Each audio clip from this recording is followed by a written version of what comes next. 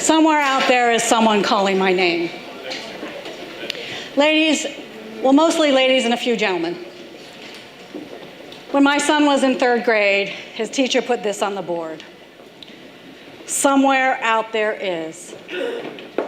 And then she asked her students to fill in the blank.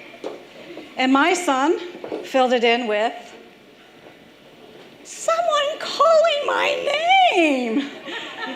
And then he drew a picture of a little puppy dog. So we all know that he didn't know how profound he was being. However, I did. I grabbed that little bit of 8-year-old profundity and I made it my mission statement for how and why and when I show up in people's lives. I show up in people's lives because I hear people calling my name, and I'm the only me there is. How about you? So today, I want to tell you that since I was 15 years old, I have been comfortable and entirely comfortable working with underserved populations. Since I was 15, I shocked myself. I discovered that I'm entirely comfortable working with inner city preteens. And then I went on to work with socially, emotionally, and learning challenged students.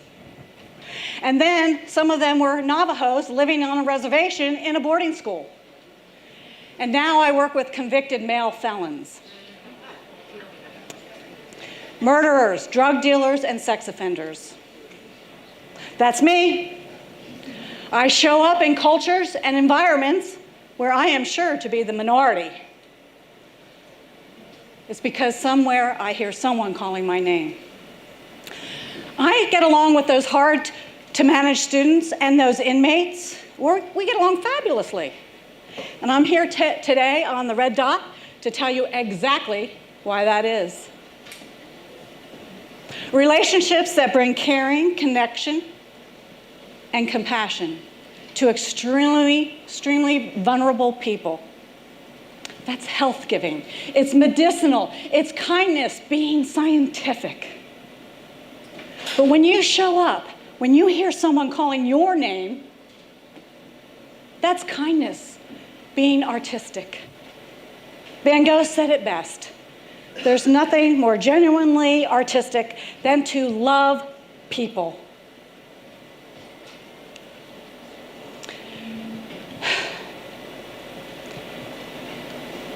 In my life, I have seen so much pain and so much heartache. In the time that I am here, I would like to share with you how kindness is scientific and both medicinal and artistic.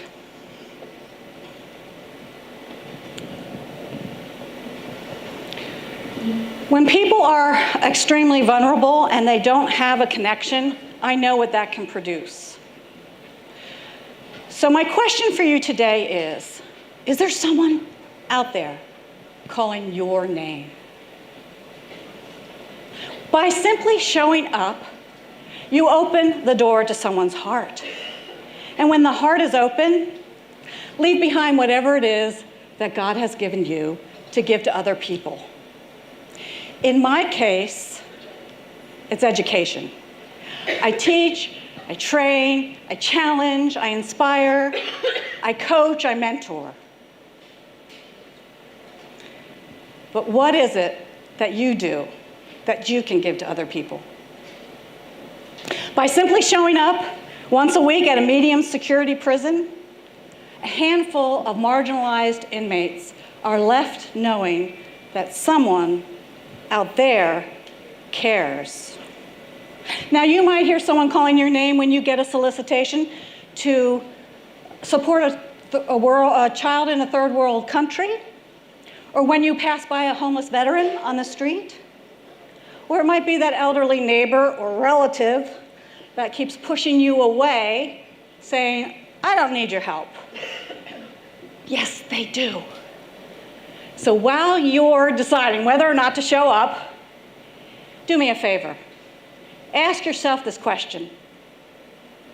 What's the best that can happen. In opposite terms, it's not the thing you do, dear. It's the thing you leave undone that gives you the heartache at the setting of the sun.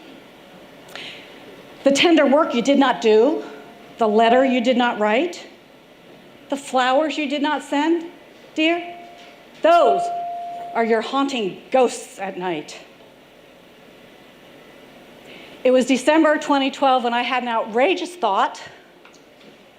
I, for a few moments, wondered whether or not the mass shooting that occurred at Sandy Hook Elementary School in Newtown, Connecticut, could have been prevented. I wondered, what if I had been Adam Lanza's life coach, or neighbor, or friend? Now, why did I have that outrageous thought? It's because I know what a lack of connection and attention can produce in an adolescent. And I also know what happens between someone who appears unlovable and someone who shows up and loves them anyway. But why do adolescents become adult criminals? Well, from what I've heard, it's abandonment, addiction, abuse, poverty, divorce, stress, boredom, bullying. But why do those things lead to violence? I have a theory. Whatever you write on the heart of a child, no water can wash away. The sands may be shifted when billows are wild. The efforts of time may decay. Some stories may perish, some songs forgot, but this changes this record time not. Whatever you write on the heart of a child, it will linger unchangeable there.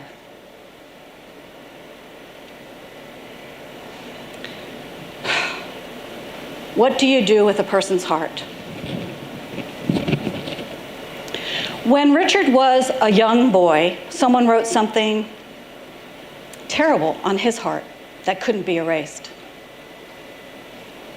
Earth defiled. We'll just leave it like that. While he's doing his time out at Ridgeland Correctional Institute, heaven has been blessing Richard.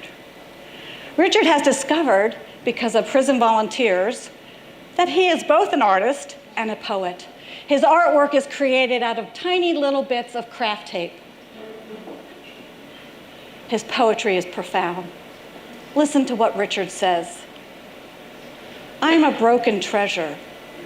Can you tape me back together? Can you see my lines? They're precious and divine. We all know that relationships change people, for the good or the bad. But relationships that tape people back together, they have one thing in common: genuine connection. And that is so vitally important when working with anybody who has experienced pain or loneliness. Because too much pain and too much loneliness, it leads to hopelessness. And without hope, no one in here, no one out there can achieve their full potential. So, when you hear someone calling your name, ask yourself the question, what's the best that could happen? Thank you.